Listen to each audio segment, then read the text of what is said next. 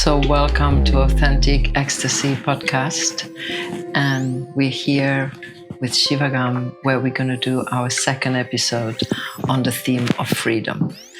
And today we're going to speak about masculine power and tease through all the understandings, misunderstandings that we have that carried in the collective, and really distill what it is for us and what we understand, and see if it creates more and more clarity about this energy that is so prominent and important in our reality. So welcome, Shivagam. I'm happy to see you again, Elisabeth. Yes. I'm so happy for doing this episode and speaking of something such important as freedom, that I'm happy to speak about the masculine power. Yes. What's masculine power? Come on, define it for us. I really always start saying that we have to differentiate the masculine power and the feminine power from gender, from men and women, because that is the first misunderstanding that there is. Masculine power, man. Feminine power, woman. No. There is the same amount of feminine and masculine power in a man and in a woman. There is exactly the same amount. What's the difference? That normally, because it's not always, the man has more tendency to be more connected with the masculine power, and the woman with the feminine power. It's not like a truth, but it's like the general thing. And that leads into the confusion that masculine, it's man, and feminine, it's woman. And that is the first mistake. We have to get out of that mindset and start to realize that we are talking so much higher than gender, than human being. That is something that applies to nature, to everything that it's alive, to creation itself. So now on, every time that we say masculine and feminine, I would like the audience to think in energy, in consciousness, not in genders, because that is the key. That is one of the most important key. Now, if we go to masculine power, the masculine power is the active power. It is the power that allows you to go, to move, and to step into whatever you want to do. But it's not through putting pressure. And that is another misunderstanding. People believe, well, first, I'm going to step back. I know that we're going to speak about the feminine power in a moment, in the next episode. But I'd like to say that when we speak about power, people always speak about the masculine power and the feminine energy. And I don't like that. I like to teach the masculine power and the feminine power, because the feminine, it's also power. So when people want to empower themselves, they are always looking to the masculine power, and they forget the feminine that is as important as the masculine. When they go into the masculine power, they feel that the masculine power, it's about who shouts the most, who has more money, who is more known, who has more success in life. That is not masculine power. That is ego. That is competition. That is trying to look for success in life. Success does not exist. So what is masculine power? For me, the masculine power comes from presence. When I really feel empowered with my masculine power is when I'm able to be fully in my center, fully present. And it's not about doing something. It's about that deep centering and that deep presence in myself, being fully connected to my soul, to my true being, and just staying there. And when I'm there, there is nothing or no one that can move me away from that empowered state. Then, from that state of presence, I walk, I speak, I do. So from my experience, the masculine power is the one that gives you security, gives you confidence. It's what people call self-esteem, that I explain it differently. But all of that comes from the masculine power in the moment that you are present inside yourself. Then you can act, you can move, you can do. You've opened so many doors that you don't know where to go. Like, oh my God. I know. Masculine power. Okay, I'm just going to be very simple for now, and I'm going to talk about will. That's it. The will is in the system. In the body there is two systems: the sympathetic and the parasympathetic. And the sympathetic is what makes you go, go, go, and is the manifestation of expressing out. And then, of course, I've gone into our biology, because if we look at how the genitals work, like in the penis, which usually is carried by men. Usually, no, it is. Nowadays, it's like, wow, because there is a whole gender thing going on, which is inevitable after the division, saying men are masculine and women are feminine. And that is a topic that I want to touch. That is the misunderstanding. But inevitably, we are trying to sort it out, including mutilating ourselves. It's all a process of trying to question what we've been given. So the penis, in order to create life, has to project out and go outside himself. So look at the act of will there. And look at a lot of men's sports are about the masses going towards goal, towards achieving, getting somewhere. And thousands, the wars, thousands of sperms die. And so if we look at the vagina and the vulva, I like to call it vulva, it's not velvet vulva. and it doesn't go anywhere. Not only that, the ovum stays. As you were, the ovum stays inside your grandmother's womb. Were already there. The eggs of you. The next generation is already in your grandmother's womb. So it's very ancient still, and they're hanging there. And once they're in silence, they're like little butts. And then one comes out, okay, I'm going, see what happens. Into the unknown I go. Maybe I meet a sperm, maybe not, And then there's these thousands of, and then they get to what I call the sanctuary, which is where the ovum lives. All that is to get there. And then they get there, but only very few. All the others have died. And then there is these very few have to figure out how to get into the sanctuary, which is inside the ovum. So I'm just saying that because it's that misunderstanding is very much tied up with our biology, and we can go how that does impact us.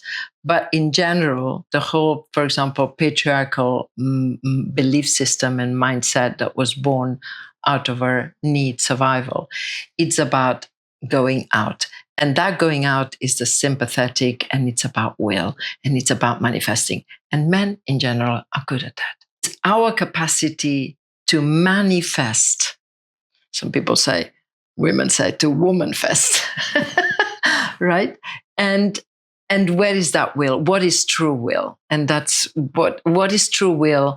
And what you were saying earlier on, it's not about, having, that's ego, you said, having strength, power, control, fear, domination, to create fear, domination, control you. That's how we experience power, no? In the governments, in relationships, in that is the wrong way of doing it. That's the wrong. And you call that ego, right? So coming from that sense of fear, of emptiness, of lack. And so for me, it's like that will that's connected to essence, not to ego. And you called it a good point. Presence. And so another one final thing I want to talk about the masculine is the vertical. It's like descending truth. That's why, the God, the King, Father, and the rest of us. So there is this descending truth, which is where we come from. Authority comes from above, and we need to look up to the God, to the King. And so this authority, it's kind of penetrating the earth, you say, about confidence. And for me, the more you're connected, like a spear, when you put it down into the ground, you're unmovable. We have different spiritual backgrounds, What you just described, it's how I experienced that feeling of presence that I was talking about.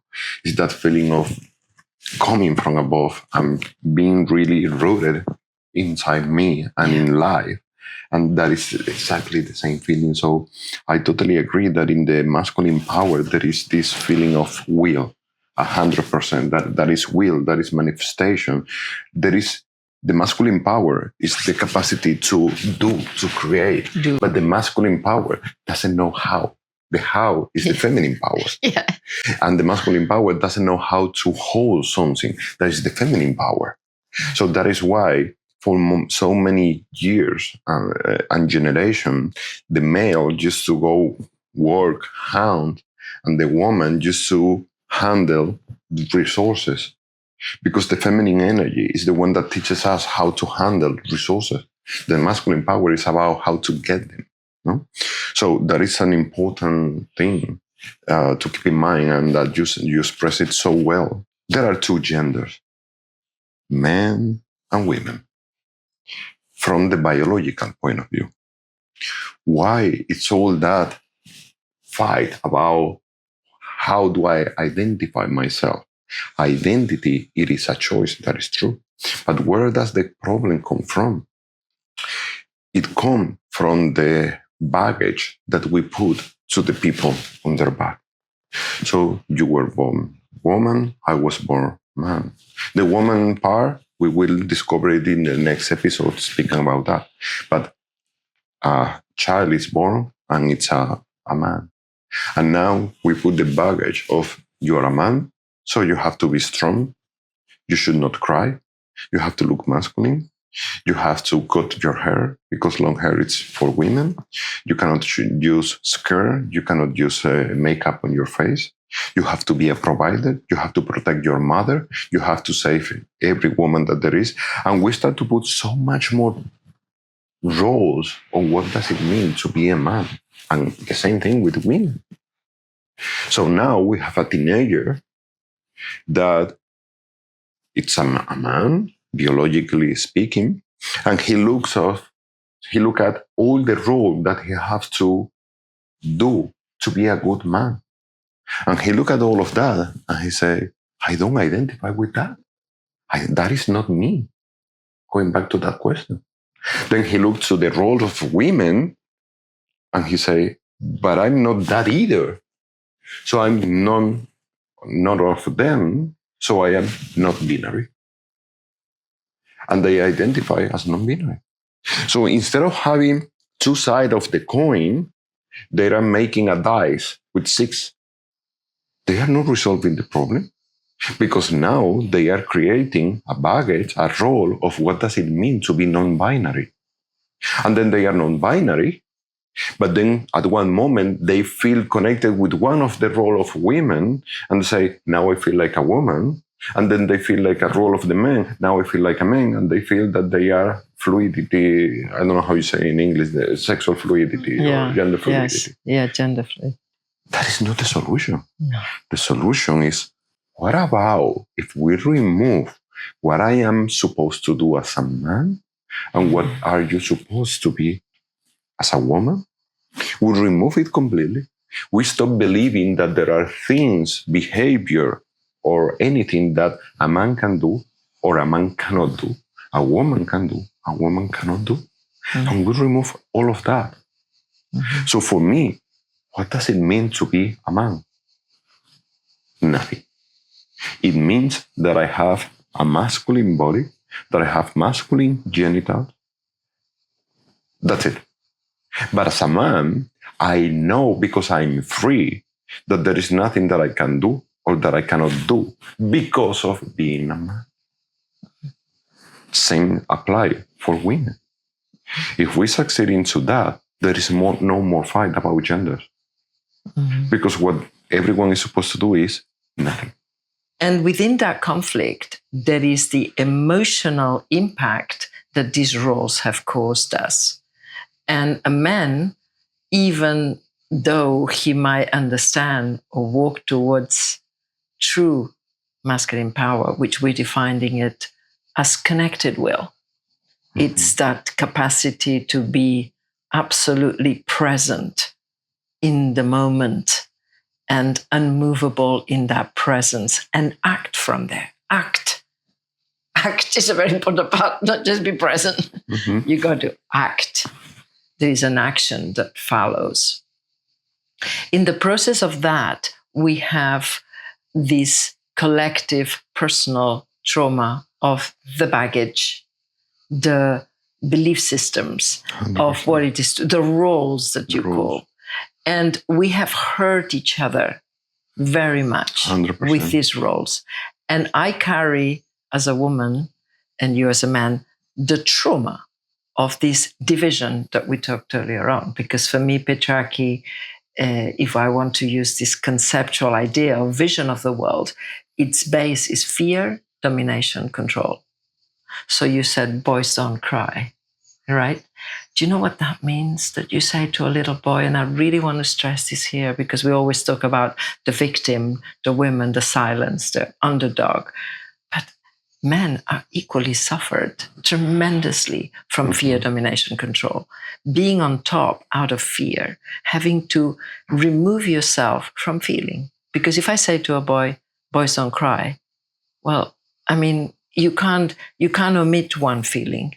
You repress Close them everything. all. Yes. And so I have one option, which is rage. Rage for being repressed. Rage for being told I am not able to be sensitive to life, feeling life, So I'm angry continuously.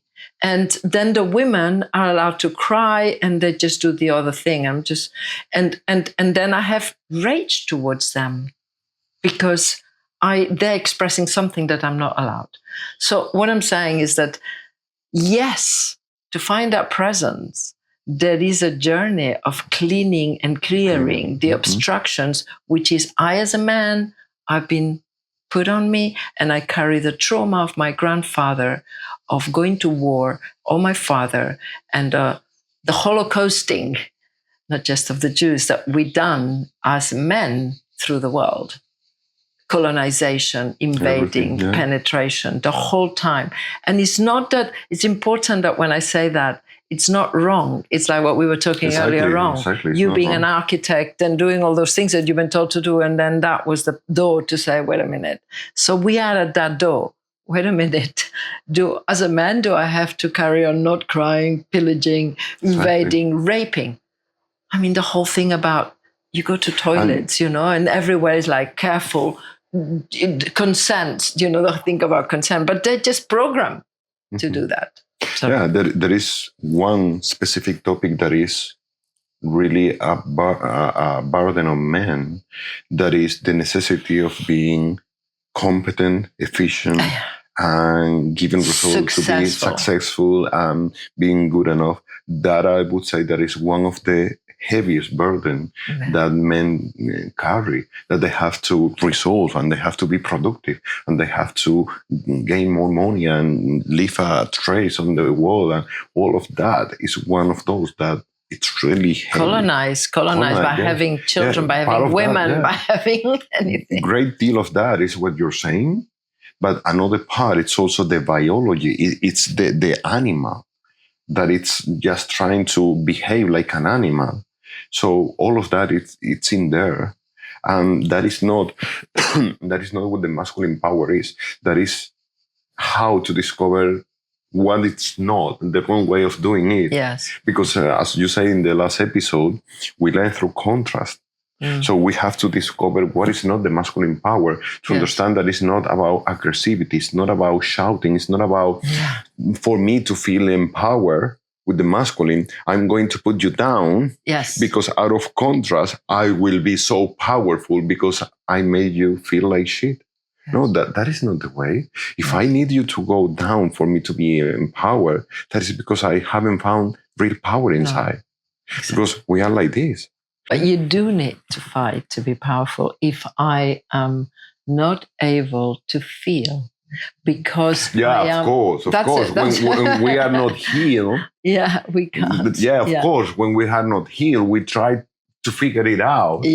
And to figure it out, we learn 100th way of not doing it right. Not doing it. And this is why we're here in this podcast, I believe, because how can we arrive at a place that we have this connected essence, effortless will, effortless action, if I don't have the feminine power? It's impossible. The feminine power, yeah. Yes. Because that's where we come from. Yeah. Divorce. We've been divorced inside ourselves for the reasons that it's not about this podcast, but that's what's happened. Now it's time. We have the freedom that now everything is possible.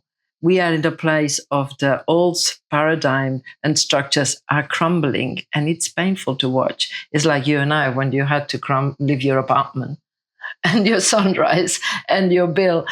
I know you followed the question, but there is a loss. Yeah, we have a loss of identity, and that's why we're here talking about these misunderstandings.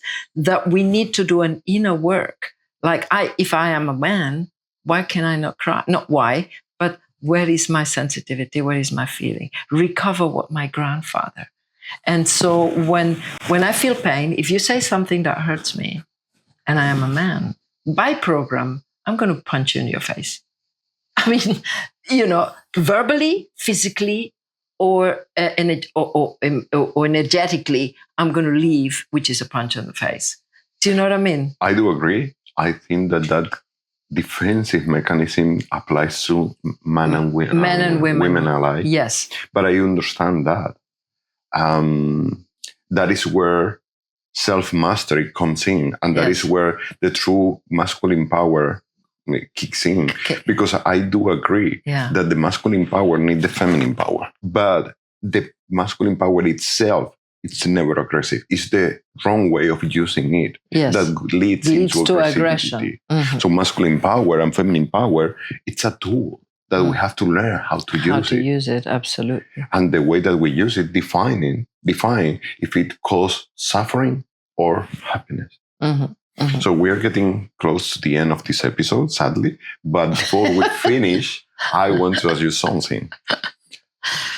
How would you, I'm thinking the question, how would you say that it's the basic or the most needed thing to empower and to get your masculine power? Mm-hmm. Well, that's what I was saying in the earlier thing that you said. Yeah, both men and women have this instinct to defend, which is survival and action. So a punch in the face means action. I solve the problem, which is you, that you have hurt me at whatever level. And that is in both of us, because we just said that those energies of action are in both of us. So for me, masculine power, as it stands today, with the trauma we carry, men carry as men, is to learn to feel, and to learn to feel their pain and move through that door, and to know that, and not react. So from reaction to revelation. And in that revelation, you begin to build layers. You self-reveal to yourself. And that's the mountain. That's the staying power. And that will get you to slowly remove the armor here, which is, in general, by program, stronger in men, because you've been told big boys don't cry. So there is a bigger protection here, which is the vulnerability. Women are sort of allowed, so that vulnerability, that being able to not cry from the distorted feminine, which is what men did, and they become a little girl, and you go into the distorted feminine program. It's like, oh, needy and victim, and it's like, okay. No, that's not going to be the way. You're going into distorted feminine. It's about using that will that is there to control yourself and to control others, and to have everybody else walking and you in a bull, to use that energy to actually turn it inwards, and to be able to hold what's happening in your body and in your feelings, and to be able to cross what I say is the pain is the portal to freedom. And all this pain that is not just yours, you carried the pain that your grandfather and your grandfather and all these massacres that they witnessed or did, and that your father, that is what slowly, beginning with your little pain, you're moving through. That's my seeing of it. And and that frees the will in a creative way. There is something that I discovered in my way of getting free of that masculine power and being able to take it. And I discovered that it is to accept to be rejected. Yes. What do I mean with that? For me, it's essential everything that you say about you have to be able to feel that pain, to feel and connect with all of that 100%. But for me, there is something that there is also the aspect of accepting to be rejected. Why do I mean with that? How many times people doesn't dare to do what they feel because somebody's going to get angry, because I'm going to disappoint someone. I'm going to disappoint mom, dad, my lover, my children. And I don't dare to do what I want to do. So it's that fear of being rejected. Is that actually it's not the real problem, it's not the feeling rejected. It's the fear of not being loved. That is the key. That is the key problem. So by accepting being rejected, by learning how to accept and love yourself, is when you can be really honest to yourself and say, I want to do this. And whoever agrees with me, welcome to my life. Yeah. And whoever does not agree with me, welcome to not my life. Yes. And that's your will, yes. And because we're closing the episode, I just want to bring 2 items next to this point that you've made, that is this self-recognition rather than looking outside. We are programmed, the system is taught us what we were saying, masculine is out, is will, so the focus is out. And the feminine in us all, feminine power has been repressed. So I'm lacking the feeling of being loved and being connected, the holding the resources. And so I inevitably look for your acceptance. And that's a wound that we all have. And you're going straight to the ultimate, the feeling of rejection, the feeling of not being loved. And to find that love, to find that acceptance, that's your feminine. But we will talk about that later. So this obsession of looking out is part of the inheritance that we received from this division of the distorted masculine. But I want to take my steps back for a moment, because I said for men to regain masculine power, we both agree you have to pass through a portal of pain, something internal, feelings, the vulnerability of feeling rejected, for example. But there is some men or women to connect to all of us, to connect to masculine power. For some of us, we've never exerted the power of force and penetration and aggression and all of those things which are now highly discredited. That is like bad men. But that energy of fire, of will, that's buried in the aggression that we repressed, especially women, to have to say yes for survival, right? And now men, a lot of men, you got to be good boy, good boy, good boy, good boy, bad boy is there. And so for some, especially, men and women, is to find their aggression, not to be aggressive, but that is the motor to become will. When you align it to essence. If it's not, it is there and you just want to be aligned and present, and you got this bull repress, is going to come towards yourself and it's going to hurt you through judgment, through illness, mental, or physical. And so liberating, freeing that fire that has been buried, it's going to be key. For some of us, no. Mm-hmm. For some men, there are plenty of that. They just need to go to vulnerability. For some men, they need to find their aggression. Yeah. And that is the will. And that aggression can be found in ways that are respectful for society and others. Yes. Like, for example, when I see that, I say to that person, man or woman alike, go and take martial art classes. Because in martial art classes, you are allowed to fight. It's what you are paying for. Yeah. So you are not hurting anyone because it's, in a way, control. Skilled, exactly. Or go into aggressivity in an environment where it's allowed, like shout at home, punch the exactly. punching ball, do it in ways that are okay, that you will not hurt anyone, Right. you will not hurt yourself in a controlled way. So I do agree that sometimes that is what needed. We need to say conscious aggression is necessary and conscious vulnerability. Not just, I'm feeling my rejection and collapse to be a 3-year-old rejected boy in the supermarket.